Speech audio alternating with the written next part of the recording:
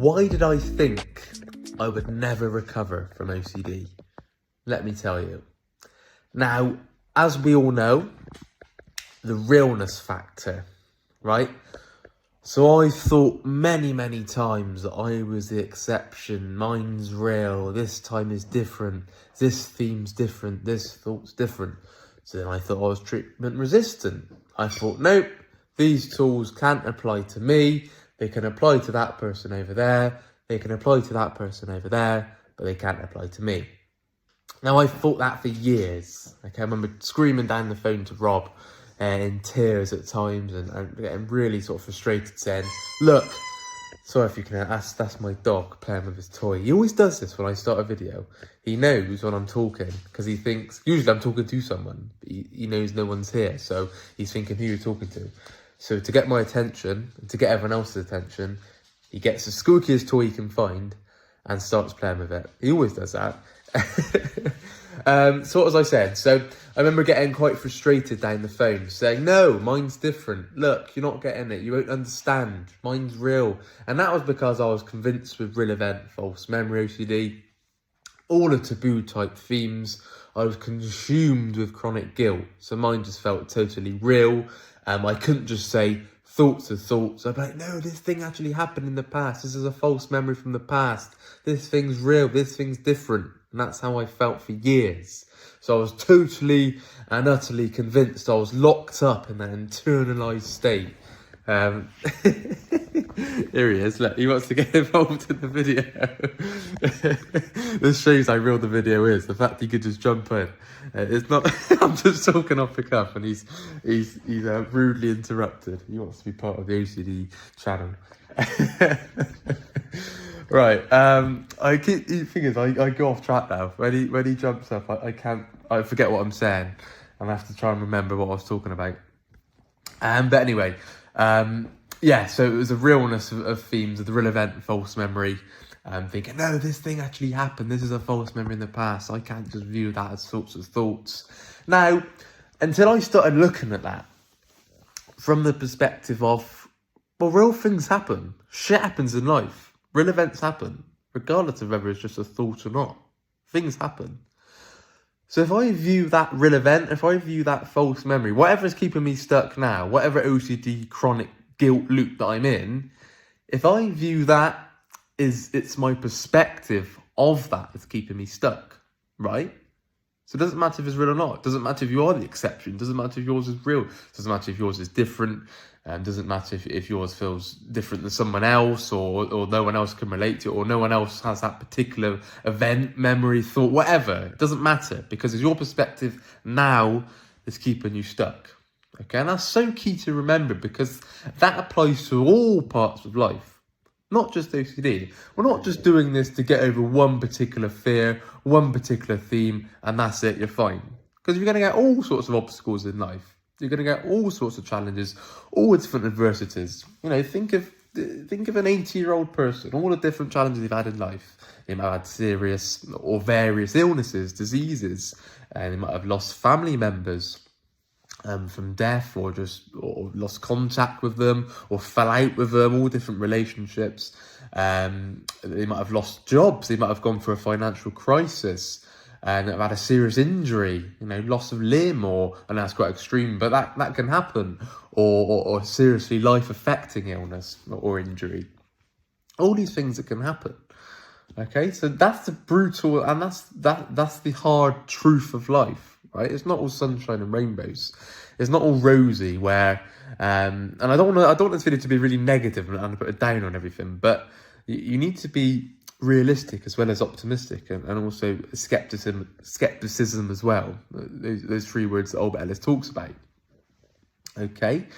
And with OCD and all the things that we learn, all the tools that we learn, all the perspectives that we change and shift and move around, and see things in a rational light, in a rational outlook, we see that rigid demands isn't getting us anywhere, right? Now, because OCD, the strict teacher there is, will just run rings around us. If we're holding beliefs such as, if I did this one terrible thing in the past, I would be written off for life. I couldn't possibly enjoy anything. I would deserve to be punished forever. I can't ever be let off the hook. I can't enjoy a moment's peace. Now, if we're holding beliefs like that, now OCD will absolutely laugh at us.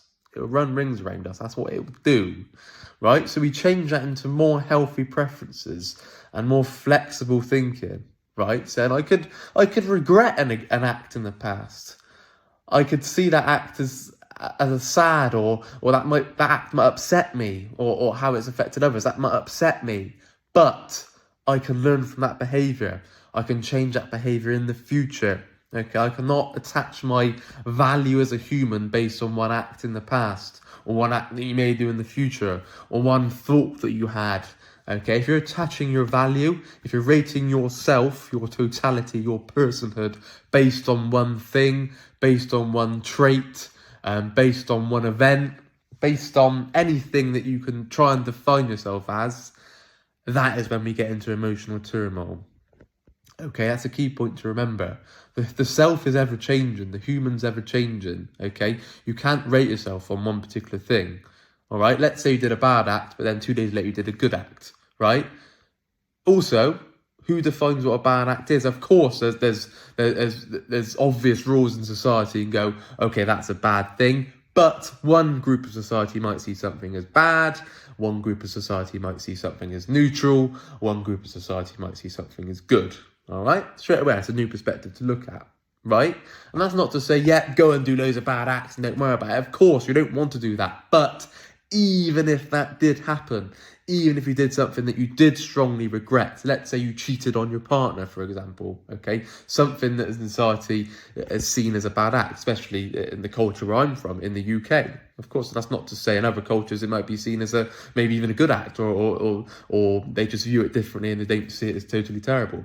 But in the UK, I'd say, obviously different backgrounds, I know, but usually people would see cheating as a bad, a sinful act, and no good, right? And people very write the human off and go, no, you're a scumbag, you deserve to be punished, you deserve to go to hell, all these things that people say. Now, if you said, because I did that, that means I should never enjoy life again, I should never enjoy a minute again, then that's when we get into emotional trouble, okay? We've got to take a look at our beliefs like that. And you can look at that and go, right, I really wish I didn't do that. I really wish that didn't happen. I really wish, and I do strongly regret that, okay? So we can say things like that, and we can aim to not perform badly again, because there's going to be consequences to actions, of course. But it's when we rate ourselves and completely write ourselves off is when we get into trouble. Anyway, I've gone off on a massive tangent. I'm talking about why I didn't recover from OCD. So I'm going off on unconditional acceptance and rating acts. But this is all a key part of it. Right, so I thought I was treatment resistant. Like I said, I thought mine was totally real. Why else did I think I was going to recover? Well, I didn't ever take it seriously for a start. It took me years. Well, I say years, 18 months to 2 years, I'd say, until I actually started taking it seriously. Now, I skimmed through the books. I thought I could just read the books. I saw it as like a tick box exercise. I read this book, and I read that one, I read that one, I read that one, and I'll be fine. It's not how it works, Sam. And that was the reality of it. You've got to take these exercises in. These books aren't on the list for a laugh, all right? They're not on there for the sake of it, okay? There's some brilliant information in there, but it's how we apply it to our own thinking, how we apply it to our own particular themes, our own particular fears. It's how we apply that, okay? It's not just reading a book and going, yeah, I'm recovered. These are life philosophies that we adopt, that we apply, okay, that we embody to our own life and how we view life and how we have outlooks on different things, on different events, on different acts, on different personalities. You know, we're changing our perspectives around that, okay? The aim is to be less rigid. Why else did I not think I was going to recover? I know one. The emphasis and I put everything on how I was feeling, right? So I had the thermometer out. I watched the feelings like a hawk, right? I talk about this a lot in the videos I do when I help people out. I talk about that a lot, and I hear it all the time. Oh no, I felt like crap today. I woke up this morning, I didn't want to feel like rubbish, right? I made sure I wasn't feeling this way. No, we need to drop all that, because OCD is going to know that, right? This massive fear of fear. I was stuck with fear of fear for years. Very subtle compulsion, but I've stuck with that for years. Now, let's say I might have worked around the core fear. An example, fear of going to jail, fear of being abandoned by others. I might have broke that down and looking at that more rationally and not as black and white, but I still felt stuck. I still felt anxious. I still felt guilty. And I thought, what's keeping me stuck here? And I go, I'm scared of being stuck forever. Right, and the reason I was so scared of that is because I was monitoring, I was measuring every feeling that I felt. Okay, am I feeling slightly anxious? Has the guilt ramped up a bit? I've got a big event this weekend. I don't want the guilt there. I don't want to feel depressed. I don't want to have a panic attack. All these things that I was saying to myself, and they were a rational must, because the belief that I was holding was that I must not feel anxious again. I must not feel depressed. I must not have a panic attack. I must not feel this chronic guilt, especially with a big event coming up, right? Now that's fear of fear. That's fear of fear, because that all relates to fear of being stuck forever, fear of feeling this way forever, fear of going back to square one, fear of never recovering, right? So I was watching every feeling, watching it like a hawk, just like, oh, I can't possibly feel this way. Now I had to drop that, right? So I had to do things regardless of how I was feeling, right? So I'd wake up in the morning and go, look, you know what? If the anxiety's there, I'm going to get up, I'm going to have breakfast, I'm going to exercise, I'm going to go to work, I'm going to have good food, I'm going to watch this film, I'm going to spend time with my fiance, have a glass of wine in the evening or a pint of beer, whatever. I'm not going to let how I'm feeling stop me. Now, I know that is bloody tough. I get that, right? It's bloody difficult, because when you feel like crap, the last thing you want to do is go and bloody exercise. The last thing you want to bloody do is ask your partner how their day was. The last thing you want to do is go to work or think about cooking healthy food. You just want to stick something quick in the microwave. You just want that comfort. Now, we need to break out of that comfort trap, right? Even if we feel like utter shite, right? So this is the key points to remember, because these are my biggest learning points, right? When I was doing the stuff, regardless of how I was feeling, okay, these are my biggest sort of leaps towards recovery, okay, because it took away that fear aspect. And even if I had the biggest setback known to man today, I don't fear the physical symptoms. And not to say I would like that. It's not to say I want to feel chronically guilty. It's not to say I want to have a panic attack. But if I do, I do. I really couldn't care. I've worked on those beliefs. I couldn't care if I had the biggest panic attack ever, right? I'd bring that on. Do your worst, anxiety. Do your worst, OCD. Do your worst. Even if I was suddenly triggered for months, let it be that I wouldn't be running to the notepad to go and dispute. I haven't disputed for years, but that's because I don't feel that need. And that's taken years of work, mine. That's not just, right, I'm not going to ever dispute again. That's because it's taken years of work chipping away at my beliefs. I'm not saying that as like a cocky point of view. I'm not saying that as a big-headed point of view. But if I am triggered for whatever reason, if I'm maybe anxious for whatever reason, I'm not compulsively running to get rid of it, right? Because I don't care how I feel. And that's what I'm saying, right? And also acceptance is an agreement, right? I'm not saying, okay, tomorrow I want to wake up and have a massive panic attack. I wouldn't bloody like that, of course not. I know, it'd be frustrating, of course. It'd be a bit annoying, especially if I'm going on a holiday, whatever, or going to work. It would be annoying if I had a big panic attack, but it wouldn't stop me. I'm still doing what I'm doing regardless, and I'd let that be there, let that play out. And yeah, it wouldn't my whole day wouldn't be hindered by whatever physical anxiety is there. Okay, and that's how we break down fear of fear. Now, as I'm talking, you guys think, oh, Sam, you're a bit bunged up. I'm actually a bit of a cold, right? Going through a bit of the man flu, as we talk about. Now, although that's obviously different to OCD, because that's like a physical illness, but how I view that, so my perspective around that, right? Now, I was talking about this the other day to my fiance. Now, I have that survival mindset, really, and that's OCD's taught me that I just sort of soldier through, and it all relates to not watching how you're feeling, not doing stuff based on how you feel, because that can be a very slippery slope with OCD. So even with a bad cold, I'm going to soldier through. Even if I feel like crap physically, I'm gonna do regardless.